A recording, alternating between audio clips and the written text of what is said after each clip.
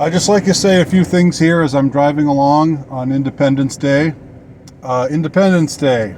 Well, when you realize that you're unwanted, it's a very freeing thing. There's nothing more independence inducing than realizing how unwanted you are. So I think a lot of us, and I include myself, should realize that we've been given a gift insofar as in being unwanted, we have a great deal of independence and a great deal of freedom that we wouldn't have if we were wanted. If we were wanted, we would feel the pull to be something that maybe we don't want to be. We would feel the obligation to be a way that maybe we don't even agree with. So remember that next time you're feeling lonely and alienated, and you know, I'm right there with you. I'm right there with you. I'm not scolding you as somebody who's your better, but I'm just saying, remember that. Remember the gift you've been given, and don't take it for granted. It's not a gift that's given to just anyone. All right. So that's the first lesson I would impart on this Independence Day. I'm going to go make a purchase here. I think I'll take you with me while I do that. And then we'll talk a little more.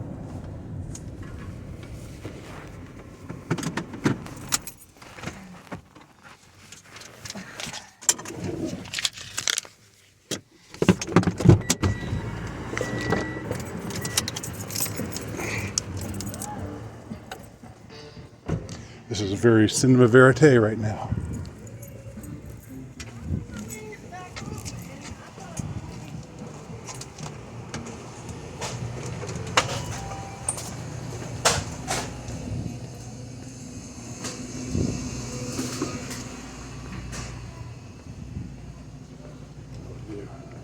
So many choices, so many decisions to make. Oh my, don't tell me. Don't tell me they don't have Will. Okay, they have it. There's the doctor.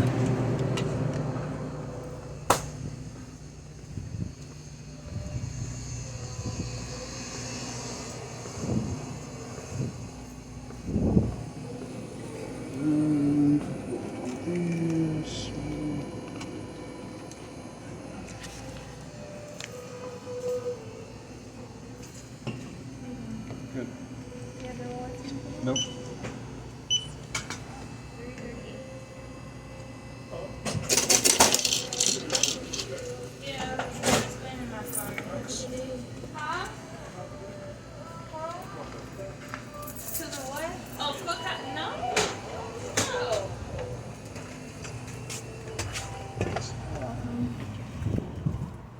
All right. Beverage. High fructose corn syrup.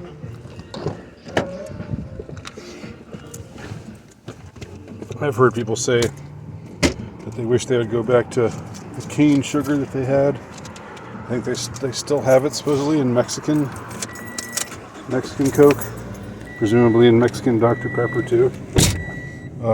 Okay, that doesn't really matter. All right, so now we move on our journey, and I'm going to tell you something else. Something that's happened. No, I'm not going to say this has happened a lot, but it's the times that it's happened have been somewhat vexing, somewhat annoying, and that is I appreciate everybody who listens to me. I want to make that clear first and foremost. I appreciate everyone who reads my stuff. If you watch my videos, that's great. But I would love it if you read my stuff, because that's really more where it's at with me. I'm not the greatest talker in the world. I'm a far better writer than I am a talker. So if you like these videos, then please check out my Substack page, or maybe even some of my books, which you can find by just typing my name into a search engine, and then you'll also see me on the ADL hate list, and think to yourself, "Ooh, what a baddie." I'll be the third or fourth one down on the list, I think. Anyway, but something that happens distressingly more often than I would like is that I have people contact me and say something like, I agree with you, and then they go on to say, X is true. I'm totally with you on that, about X. And I think to myself, I never said X. When did I say X? Yeah, I talked about something that was kind of in the ballpark of X, but I never said X the way that you're representing me having said it. I wonder why there's that tendency out there. Maybe it's like, and it's almost always, it's frustrating when people who differ with you misrepresent where you stand. But I think, if anything, it might be even more vexing to have someone say they agree with you, and then say something, and then mention something that you've never said, and that you don't actually believe. That's happened a few times. It's straight. You would expect it from people who are against you, because of course they want to make you look as bad as possible. So they want to put words in your mouth that make you come across as particularly egregious, so they can, just have a straw man to knock down. But it's weirder, and if anything, more distressing to have somebody say, I agree with you, and then characterize me in a way that I would not characterize myself. It's not always, they don't always say, something that I find completely outrageous, but it's just something I haven't said. And, so, I don't know. It's so hard somehow for some people to just take you at your word, to pay attention to what you actually say, because people want to put you in a camp, whether it's a camp of, the amongst those whom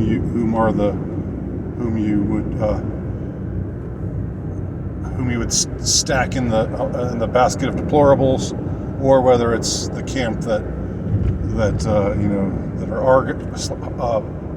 /R guys.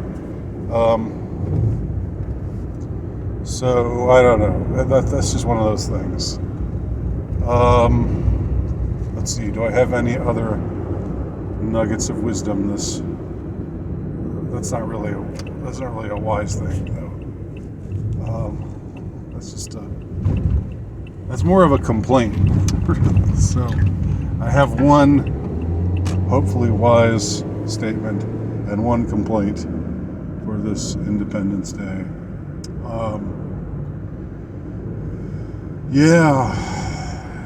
It seems like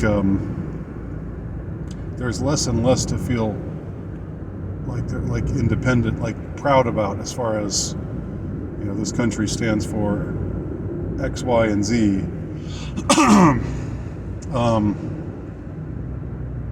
wasn't that long ago where it was, you could more say something like, yeah,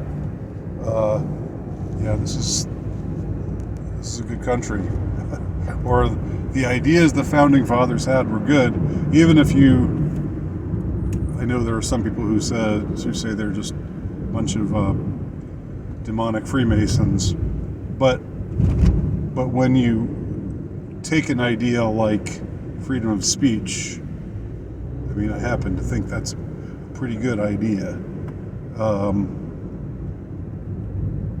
And when you take like the whole notion of separation of powers, so that it's harder for any particular part of the government to become tyrannical, because they all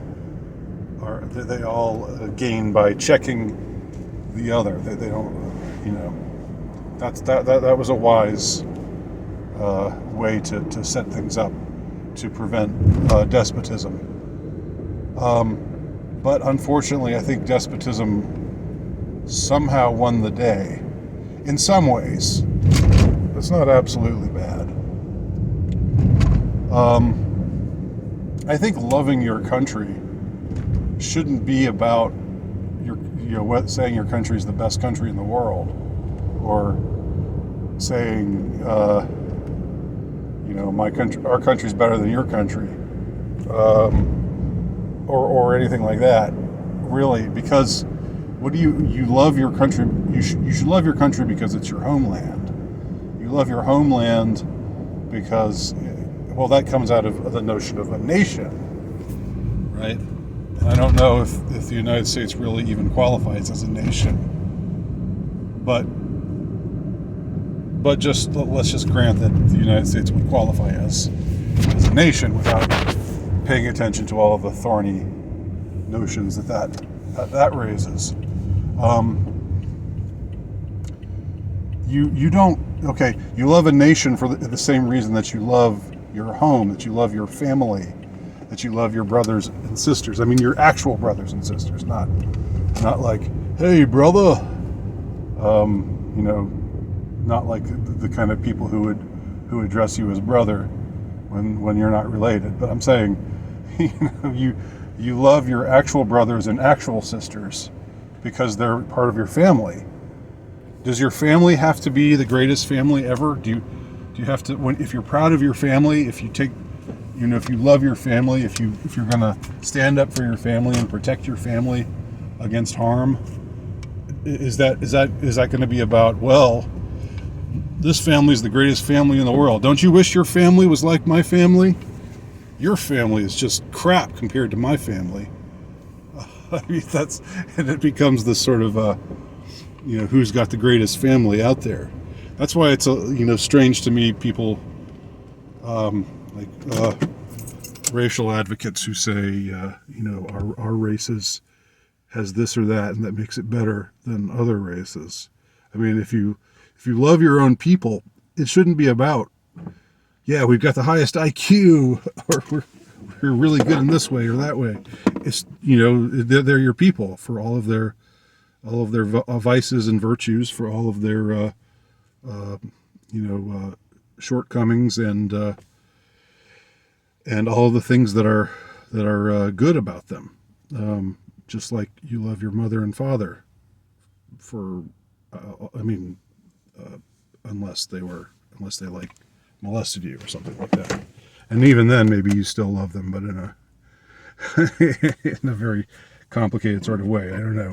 But just taking for granted that your mother and father aren't psychopathic, but they're not perfect either. They're, they've got things about them that are annoying, just like your brothers and sisters have things about them that are annoying. And sometimes you just want to get the hell away from all of them. And maybe you do run away from all of them for a while. But you still feel this residual loyalty to them because they are your family. Anyway, happy Independence Day.